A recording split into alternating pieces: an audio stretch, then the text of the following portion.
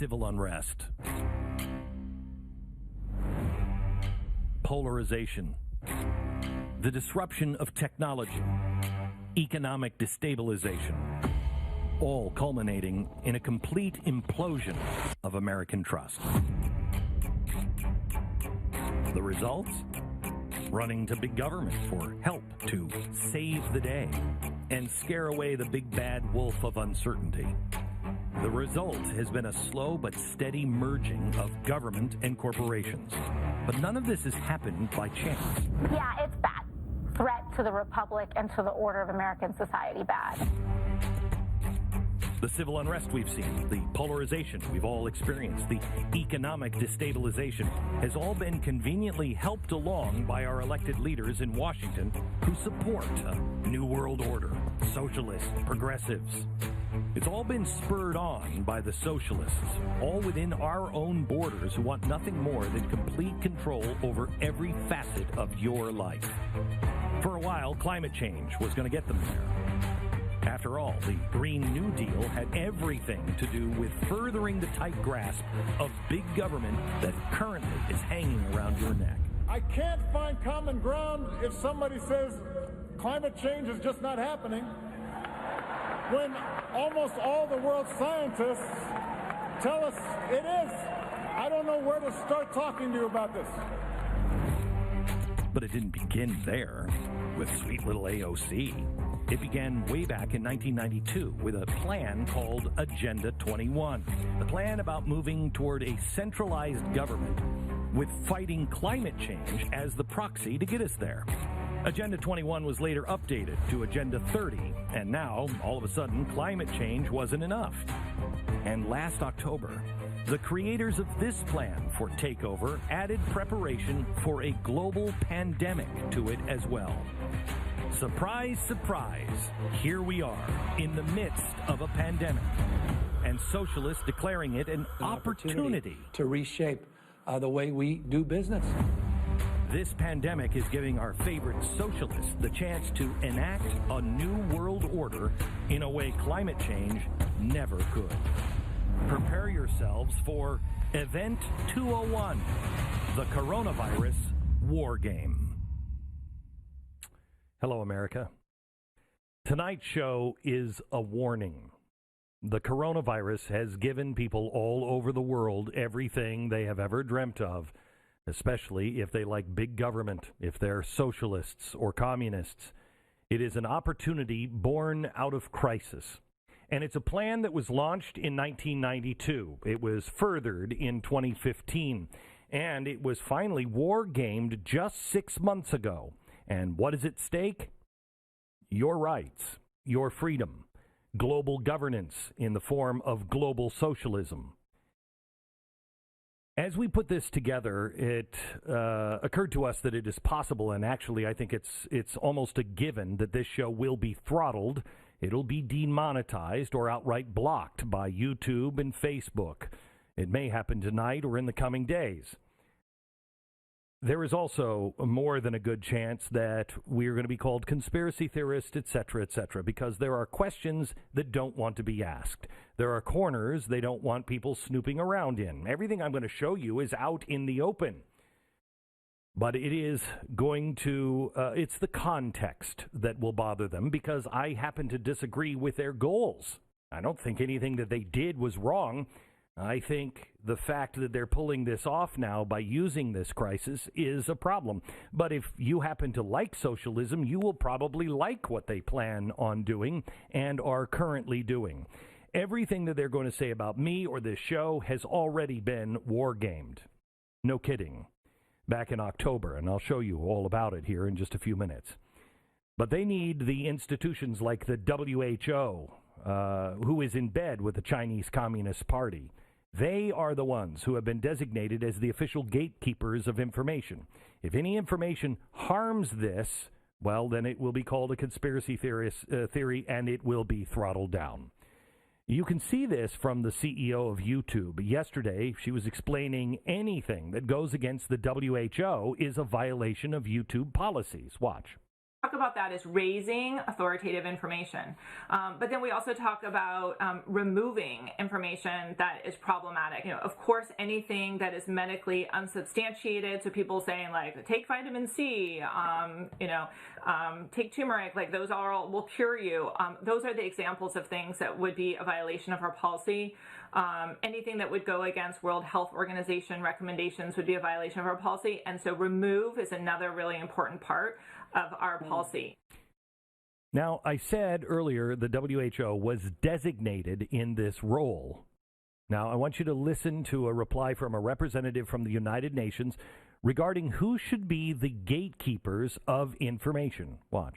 I agree on the point on having a centralized source of information and a world body that could have garner the respect of everyone, and I think the WHO in this instance might be that. Okay, there wouldn't be a problem with that if that meeting that she just spoke at took place a week or even a month ago. But that happened in October, 6 weeks before coronavirus cases began popping up in China. Everything you're seeing right now, all of the responses, all of the companies and the governments all over the world, what the banks are doing, what people are saying, and the responses to people like me were all wargamed.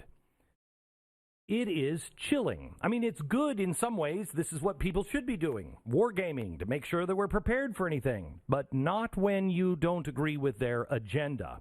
Tonight, I'll show you all of it, but be warned. As you heard from the YouTube CEO, they do not want these questions asked. They do not want anyone causing any trouble. This is why I urge you, I almost plead with you to subscribe to Blaze TV or a source that you trust that is not part of this. They can censor us, but they cannot censor us on our own platform. YouTube and Facebook are clearly under a very big boot from the WHO and ultimately from the overlords in the Communist Party of China. I urge you to go to blazetv.com/Glenn, get $30 off your subscription for the year. Use the promo code Glenn. Become a supporter, please.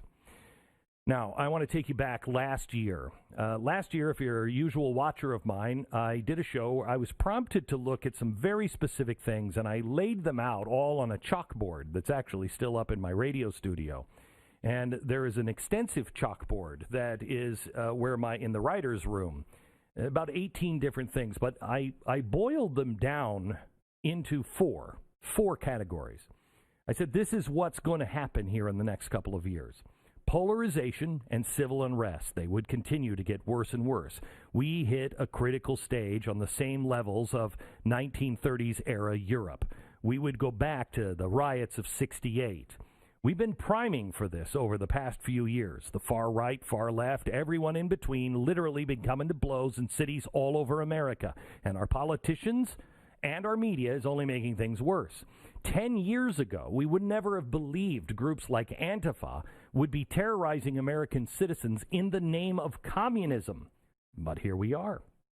We wouldn't have believed that the Democratic Party would openly support them, at least not publicly. But Keith Ellison said, screw it, and took off the mask. Now let's fast forward to the past few days.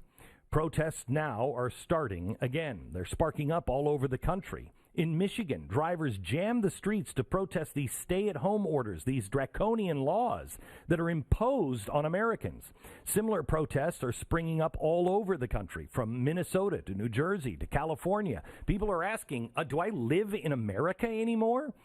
The latter of which, by the way, we saw demonstrations begin after the state and local government told them they couldn't even go to the park. And to make their point, they filled a skate park with 37 tons of sand. Just so you know, that's not a city or a state park. That is a private park. They didn't even let the owner of that park know the city was going to do that. Comply, or you'll be made to comply. Now, if you want to see a hornet's nest, just keep kicking it. Keep doing things like this. And it will redefine the term civil unrest. And this is before everything that we will see when Antifa and the Bernie Bros join the fray this summer. This is before we hit 20% unemployment. And you can take it to the bank that much of it will absolutely be orchestrated. And anything on the left will be excused.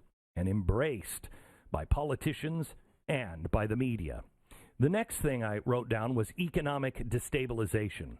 The economy, I said, will hit a critical stage. With bank and central bank failures, stock market will plunge and prices will collapse. Well, we're well on our way with that. And the Fed is predicting an unemployment rate that would hit 32%. We're currently in a forced economic recession. And I remind you, they did this deliberately, as we have told you on earlier shows, that this is from the Fed itself. It's not a question of how did it happen. The only question remains is they put us into this recession intentionally. Now, will it become the second Great Depression? Then I said, watch out for tech disruption. Another critical stage is achieved with jobs, finance, communication, and privacy now all disrupted, which would lead to number 4, an implosion of trust. Trust in the government, the media, tech, finance, and corporations had eroded so much that they all decided they needed each other and they began to merge together. All of this culminates with a cry for the love of God, please just make it stop. How many of us would have not put up with any of this stuff just 3 weeks ago? But look at what we're putting up with now. And when they say we're just going to open up the economy just a little bit here, how many of us are fine, okay. We're not going back to normal, but many of us will just be fine with getting some of it back. This is a real problem. General consensus will be possible and clear. A new world order. Just make it stop. Now, let me tell you the good news. The entire plan is inherently flawed, and it's spoiled by one key variable that they always underestimate and leave out. Your ability to do your own homework and stay informed. Your ability to think on your own. Do not take a single word I say tonight as gospel. They think you're stupid. I do not. Maybe I missed something. Maybe I have it wrong. Do your own research. But it is only an informed republic that is going to be able to put a stop to it. The whole aim of practical politics, said H.L. Mencken, is to keep the populace alarmed and hence clamorous to be led to safety by an endless series of hobgoblins, most of them imaginary, end quote. The hobgoblin and the path for takeover has been climate change. They had to have us fear climate change, a great disaster. And the New Green Deal was nothing more than a giant socialist jobs program to completely redefine our economies globally. And they don't even try to deny it. I want to show you something. This is from the People's World, one of the leading Marxist publications in the United States. And let me just quote from it here. Winning the Green New Deal on the road to socialism. Wow, sounds great so far. The whole aim, let's see here. This is a plan that kicked into gear in June 1992. And 178 countries met in Brazil, and they adopted something that we've talked about in the past called Agenda 21. Their stated goal at the time was to, quote, build a global partnership for sustainable development to improve human lives and protect the environment. Well, that sounds good, right? But like the Green New Deal, a lot of their proposals seemed more interested in policies that didn't have anything to do with protecting the environment. In September 2000, Agenda 21 member states began to publicize some of these goals. They included universal single-payer health care. What? Universal education and wealth redistribution. It's basically exactly what the Green New Deal is about today. But it was written 20 years ago, and it's not new. It's not anything about being green either. It's all about being red, socialist red. Okay, so why am I talking to you about climate change and things that happened years ago? It's the pandemic that we're dealing with. Well, stick with me for a couple of minutes more. You will understand. In 2013, the UN General Assembly set up a 30-member working group to identify their goals. And in January 2015, Agenda 21 went away and was rebranded Agenda 2030. They established in there 17 sustainable development goals to, quote, A shared blueprint for peace and prosperity for people and the planet now and into the future. Oh, they go on. They want to end poverty and other deprivations. They must go hand in hand with strategies that improve health and education, reduce inequality, and spur economic growth, all while tackling climate change and working to preserve our oceans and forests. Wow, what a communist utopia. We're going to do all of those things and protect the environment and stuff. Uh-huh. All right, so Agenda 2030 now has penetrated all the way down to your local government. You probably don't know this, but I'm going to send you on a Google search here in a minute. Have you ever seen the term local sustainability strategy pop up in your state or city government? I want you to Google those words, but add your state and your city. You're going to find official websites with a .gov at the end all over the country. From California, of course, Oregon, to even El Paso, Texas. In reality, Agenda 2030 is all about inventory and control. How many people are there? Where do they live? Can we move those people into cities that they control? Sustainable Development Goal 11. It talks about, and if I may quote, integrated and sustainable human settlement planning and management, with a quote, ratio of land consumption rate to population growth rate. Oh my gosh, this sounds like we're so free in America, doesn't it? To Agenda 2030, people are the disease, and they need to be taken out of the rural areas and herded into cities. I wish I had time tonight to go through all of this, but there is a reason that you might have noticed that farmland is being claimed by eminent domain in states all over the country. It's this. They are targeting our kids now and indoctrinating them in public school systems. They are moving forward, and they don't hide it. You can see it in their charter called Transforming Our World. This, I think, is going to infuriate you. Let me give you the quote. What we're announcing today, an agenda for global action for the next 15 years, is a charter for people and planet in the 21st century. Children and young women and men are critical agents of change and will find in the new goals a platform to channel their infinite capabilities for activism into the creation of a better world. Wow. You know what makes sense a little bit more? Is this.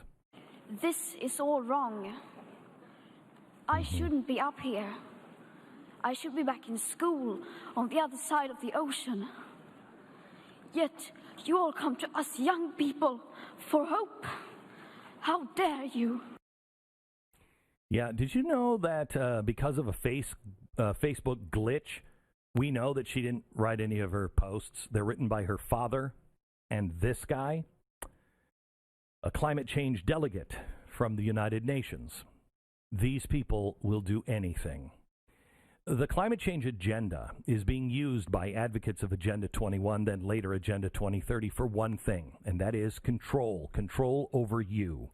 And now nationalizing businesses is one of the steps in this process. I want to go back to El Paso. Let's look at some of the wording in El Paso's document for sustainable development that I showed you earlier. It says, city resilience is the capacity of individuals, communities, institutions, businesses, and systems within the city to survive, adapt, and thrive no matter what kind of chronic stresses and acute shocks they experience. Let me compare this now to Agenda 2030's founding document. We underscore that sustainable development requires concrete and urgent action. It can only be achieved with a broad alliance of people, government, civil society, and private sector all working together to secure the future we want. Okay, well, I don't like this, but is it that evil? An alliance of government and private businesses. An alliance of government and private businesses. I want you just to notice what's happening. Did you know that for the bailout, we now, all of us in the United States, own a piece of all of the airlines? It was part of the deal. You can take the bailout money, but we are now investors and owners of those airlines. Where is that in the Constitution? It's government and businesses preparing for chronic stresses and acute shocks. Chronic and acute. It's an interesting choice of words because when climate change proved to not be enough for these people, they had to look for something else, something entirely new. Coronavirus. Don't believe it? Watch.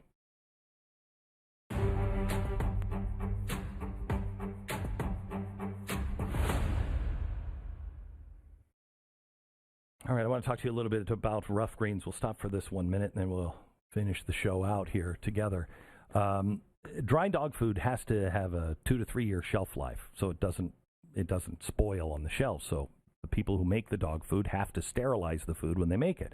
In other words, they have to kill anything that might be alive in your pet's food. Well, dogs are no different than our body. We're both animals. We need stuff to help us process food. We need probiotics and enzymes and vitamins and healthy microbacteria. These are the things that we need. Our dogs need it too for their food, because especially their food, it's dead food.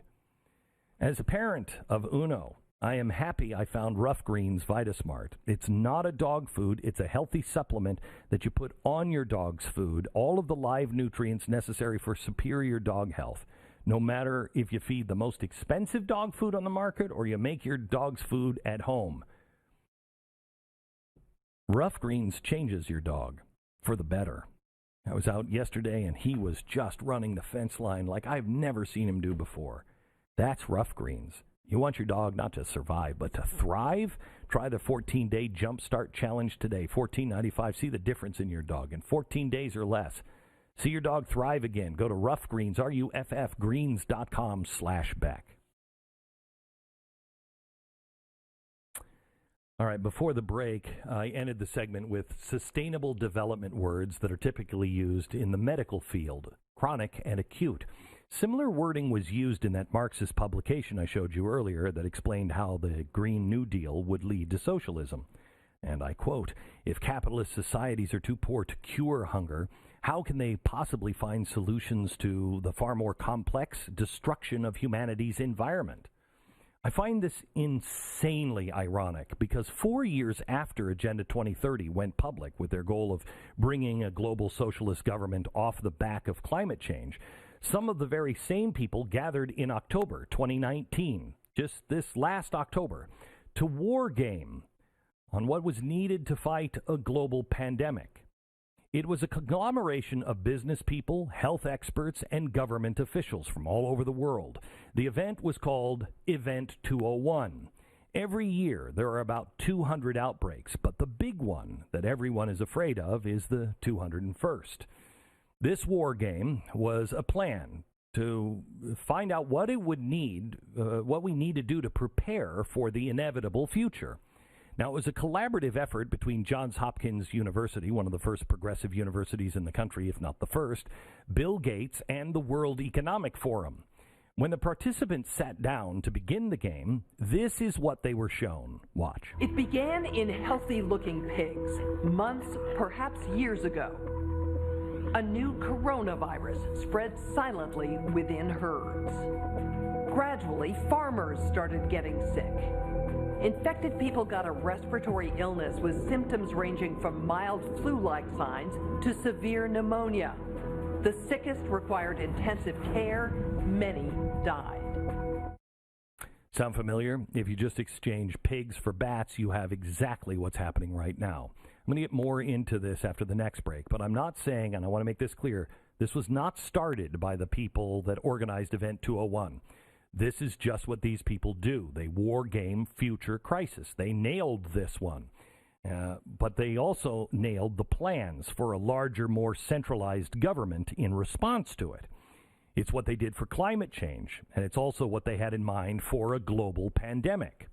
Bill and Melinda Gates, who co-sponsored the event, have made advocating for Agenda 2030 one of their main endeavors.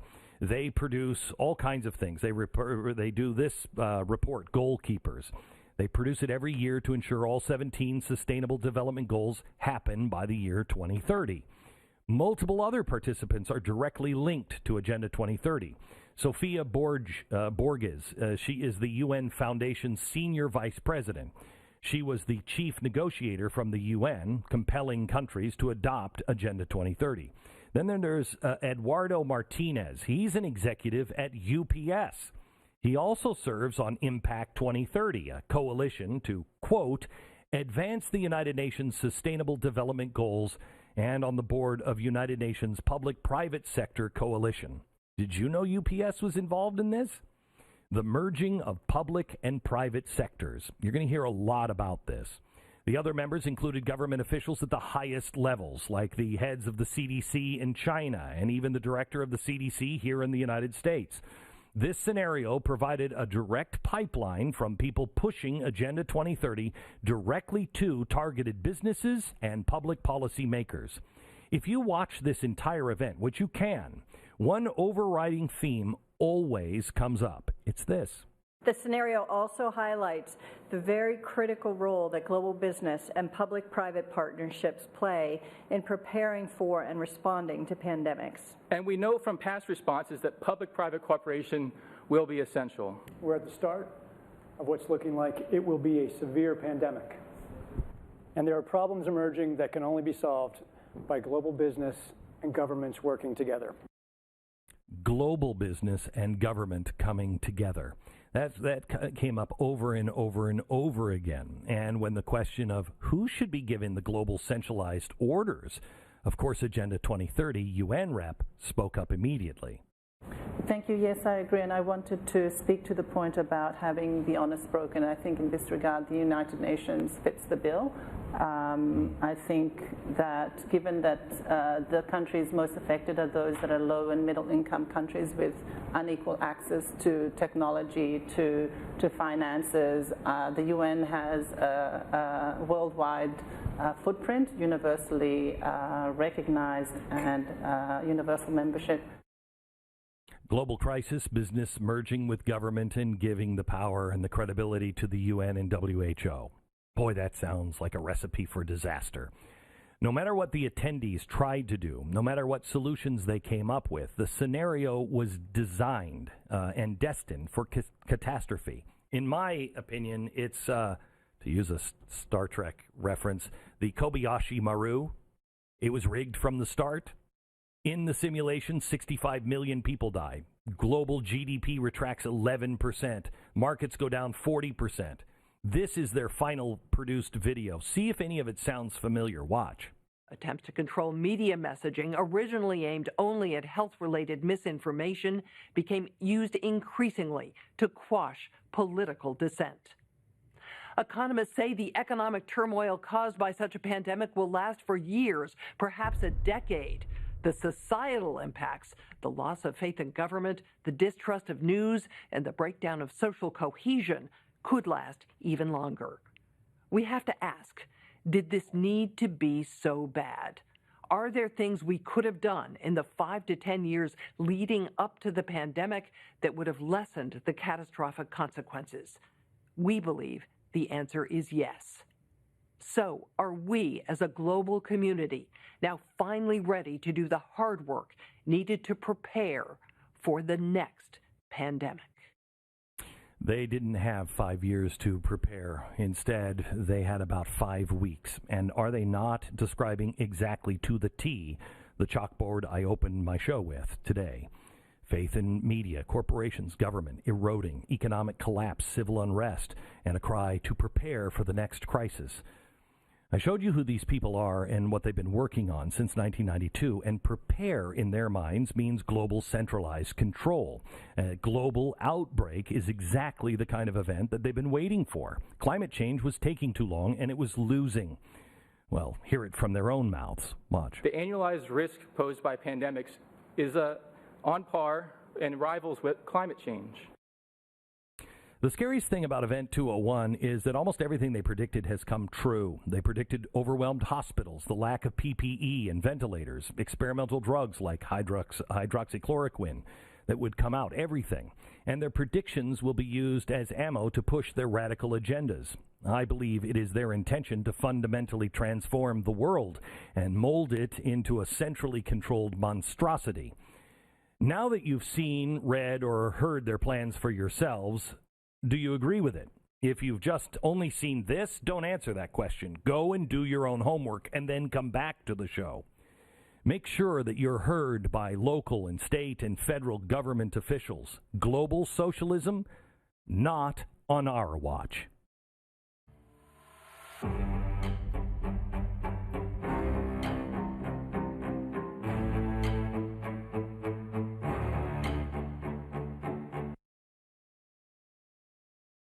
Since things like nuance and context are apparently dead, I want to emphasize, in the off chance that one of these media critics or fact checkers accidentally hear this part of the show, so listen up. I am not saying that Event 201 is a conspiracy. It's not.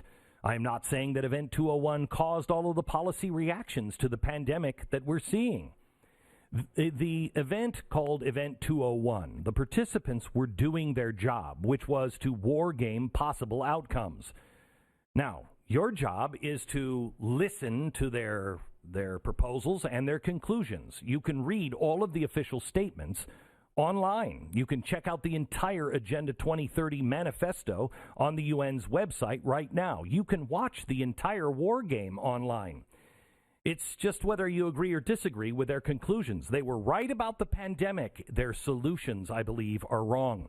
If you agree with me, you're bothered by any part of the manifesto, you need to talk to your elected officials right now. The UN, the WHO, and the media do not want us questioning any of these things. They don't want you learning about it and asking any questions.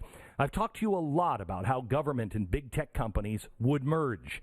Government cannot resist the kind of powerful tools that tech companies now have to offer. It's far too useful, and we're seeing it this week. For instance, people trying to use Facebook to organize protests against the stay-at-home policies in California, New Jersey, and Nebraska had all of their efforts shut down.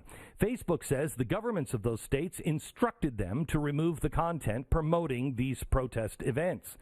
But the governors in all of those states, Nebraska, New Jersey, say they never told Facebook to censor anything. Well, somebody is lying, but regardless who ordered it, the censorship is happening. Just like the Raleigh, North Carolina police breaking up crowds gathered outside the state capitol last week and then tweeting this: protesting is a non-essential activity. No, but it is thoroughly America. These are dark times for American liberty. I've talked to you about how the media and the social media would collaborate to stifle information. Well, here's Mark Zuckerberg last week explaining how Facebook is working hard to stop the misinformation being spread about the pandemic.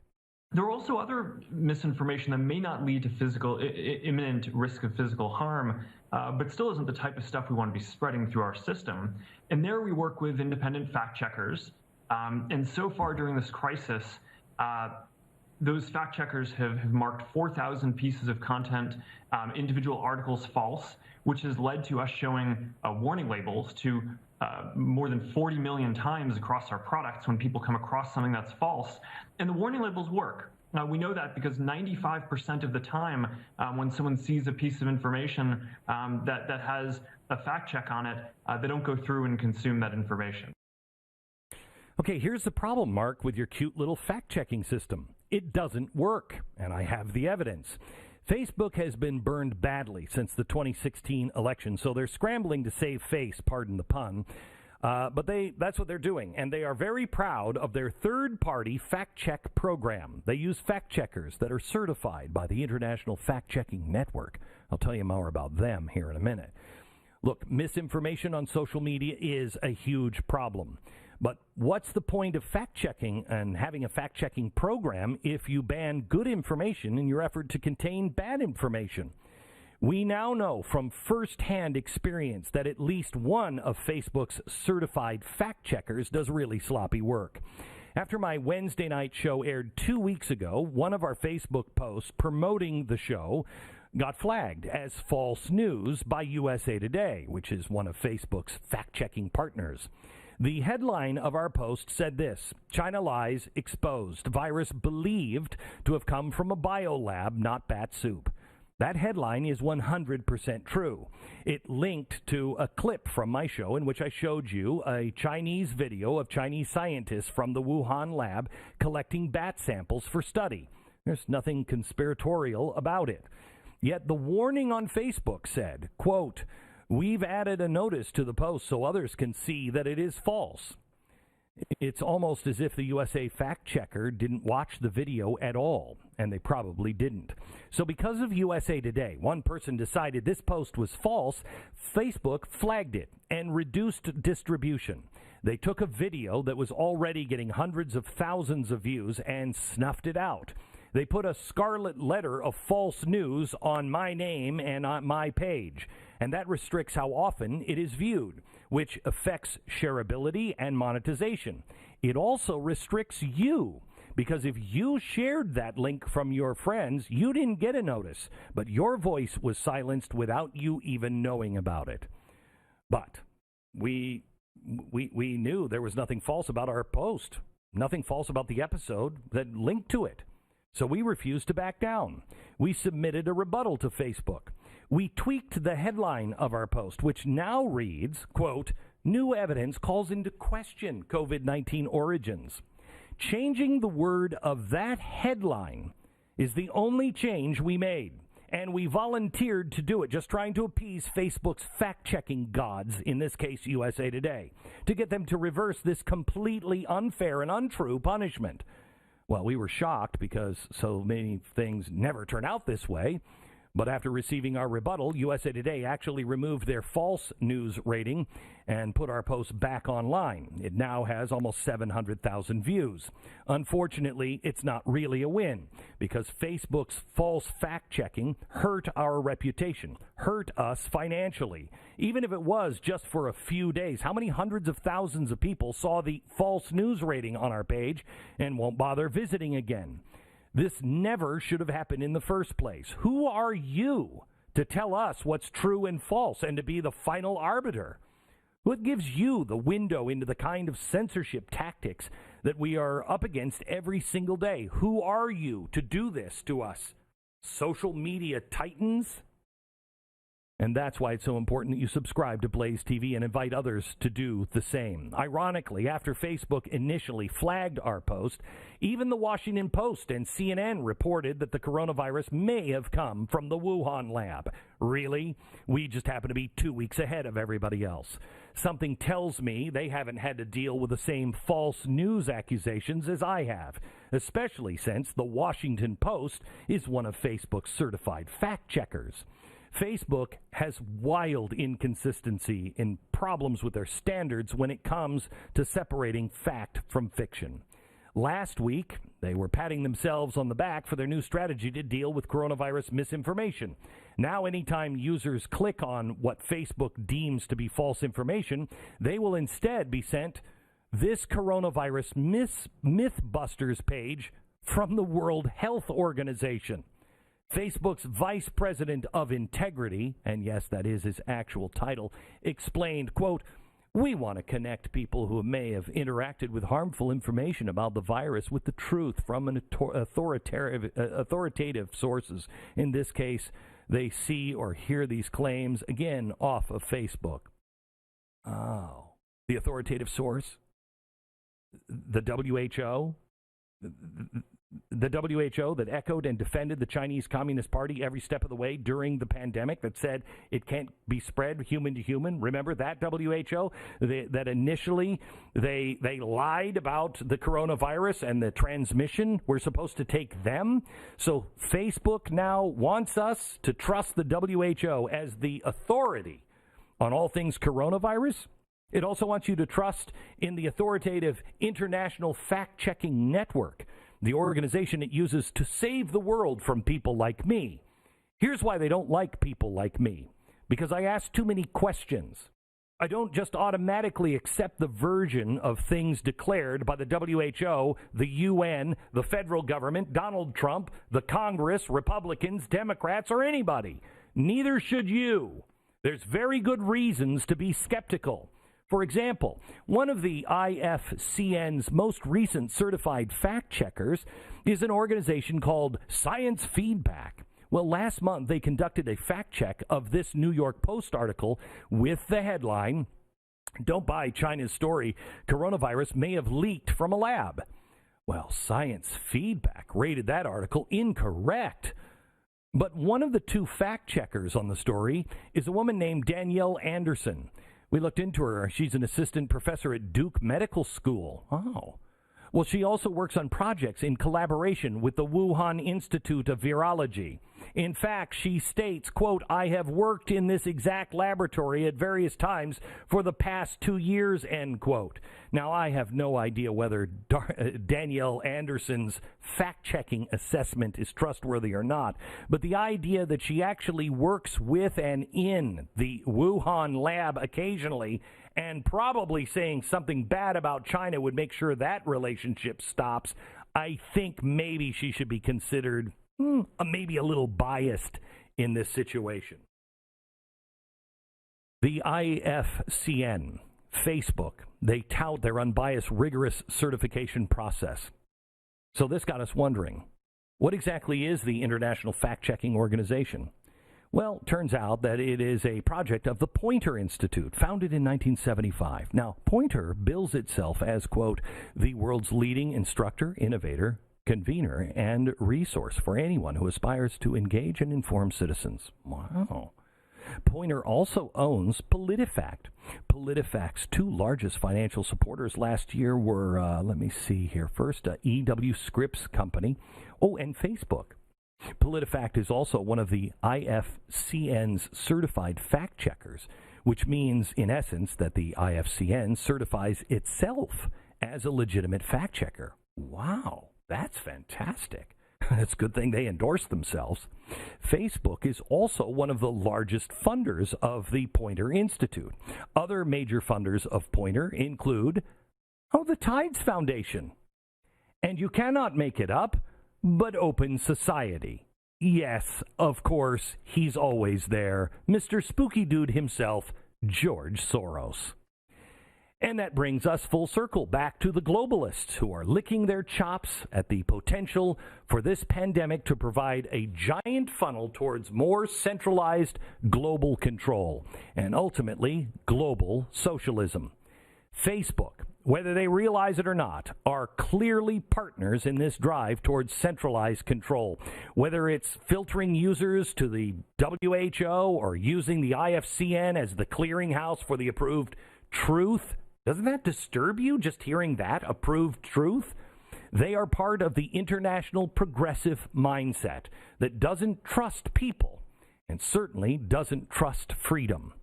This mindset goes all the way back to the elitism of the original progressive movement, in which the socialists are at their core.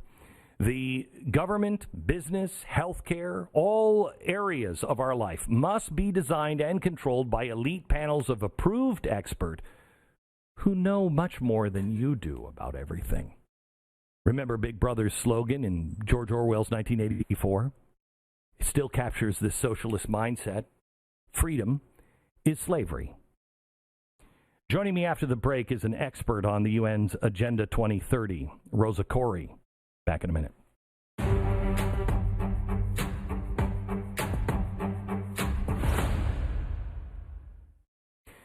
So I want to introduce you to somebody. Her name is Rosa Corey. She is the author of Behind the Green Mask, Agenda 21.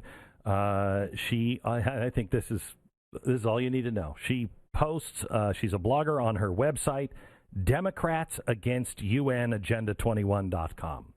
So this is not just some political hack on the right that is saying this. This is somebody who actually on the left or in the Democratic Party that actually believes in freedom as well. Welcome to the program, Rosa. How are you? I'm great. Glad to be with you, Glenn.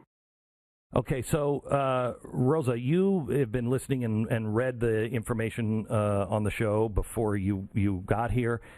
Tell me what I'm missing. What part of this do you think needs to be emphasized, or did I miss? Well, I think you hit it. But one thing I'd like to really throw in here and emphasize is that United Nations Agenda 21, Sustainable Development, is a 100-year plan. It's the plan for the 21st century. So Agenda 2030 is a 30-year milestone in that plan. And I do believe that the reason that Agenda 2030 is so emphasized right now is because the United Nations and other entities would just as soon have you forget about Agenda 21, since there is so much information out there right now for you to read about Agenda 21. So let's not trash all of that. We've got a lot there that is considered the action plan, the comprehensive blueprint for your life. But they went and they included pandemic this year, which was new. And did they see that as a super highway to push these things through faster if indeed a pandemic would happen? We really are experiencing a revolution right now. That's what we have. And I'm sure if they could have arranged for an alien landing, they would have done that. Because as you said, as you noted, climate change, it's terror, and it certainly is existentially affecting, generations of people. But it just really wasn't having the huge impact that was necessary to really move this plan into a revolutionary footing. And this is an economic collapse, an economic and social collapse. The only thing that's different about this is its scope. We have experienced this before in revolution, but never worldwide. Right. And it's disturbing. You see these words that, business and government needs to work together, but that's really not it's not the way I would interpret that or you would interpret that. This is a new partnership, especially when it comes to tech. And what is happening to us now, I think people think that's going away. It will never go away. Government will never entangle itself from information and tech.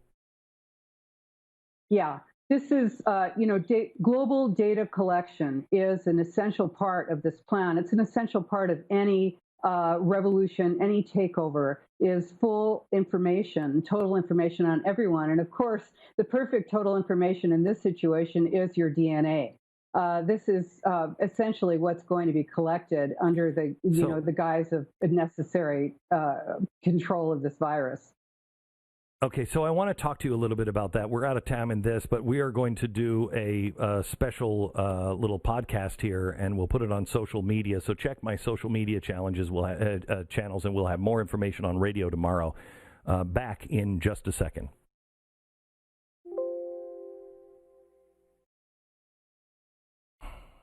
There's another piece of this that revolves all around tech, and in the next 2 weeks, we will be bringing that to you on our Wednesday night special.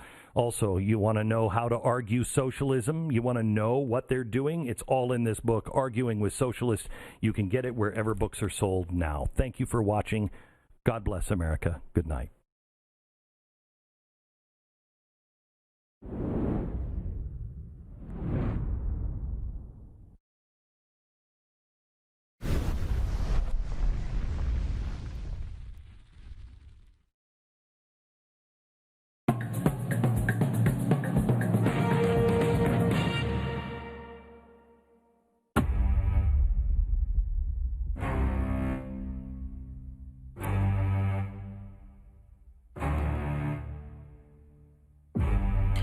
Civil unrest,